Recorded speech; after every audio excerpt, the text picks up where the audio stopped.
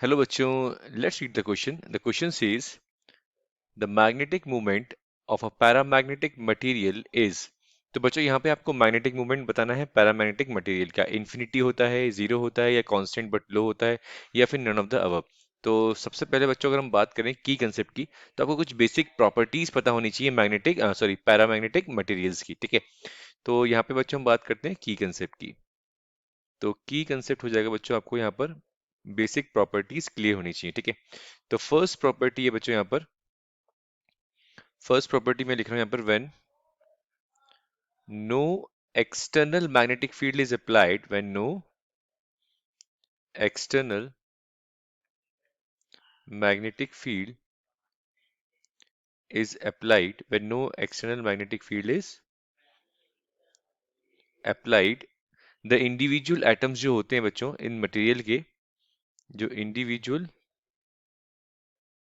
Atoms जो होते हैं इन मटेरियल के, वो उनका नेट डाइपोल मोमेंट जो होता है बच्चों, net dipole moment does not equals to zero. वो जीरो के इक्वल नहीं होता है बच्चों। पहली चीज तो आपको ये याद रखनी है। ठीक है, जब आप कोई भी एक्सटर्नल मैग्नेटिक फील्ड अप्लाइड नहीं करते तो इंडिविजुअल एटम्स जो होते हैं इन मटेरियल्स के, इनका नेट डाइपोल मोमेंट जीरो नहीं होता है।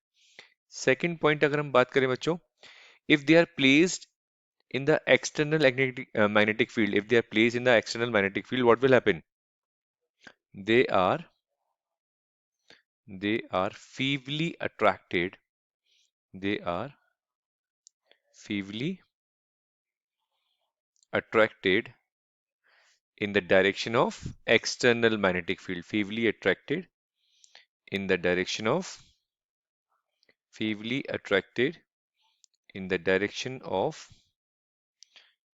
external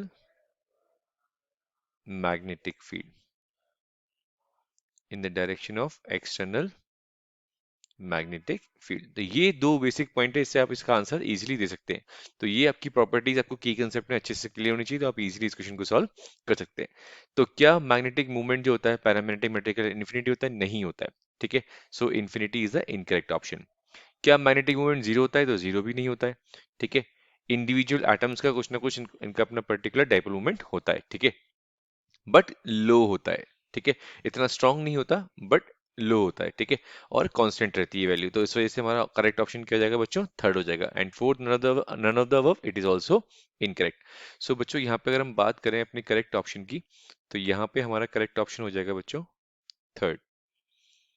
करेक्ट ऑप्शन हो जाएगा हमारा बच्चों यहाँ पर थर्ड, बिकॉज पैरामैग्नेटिक मटेरियल्स का मैग्नेटिक मूवमेंट होता है, लो होता है, बट कांस्टेंट रहता है। ठीक है, तो ये बेसिक कंडीशन आपको अगर क्लियर है तो आप इजीली इस क्वेश्चन को सॉल्व कर सकते हैं। I hope you understood it well.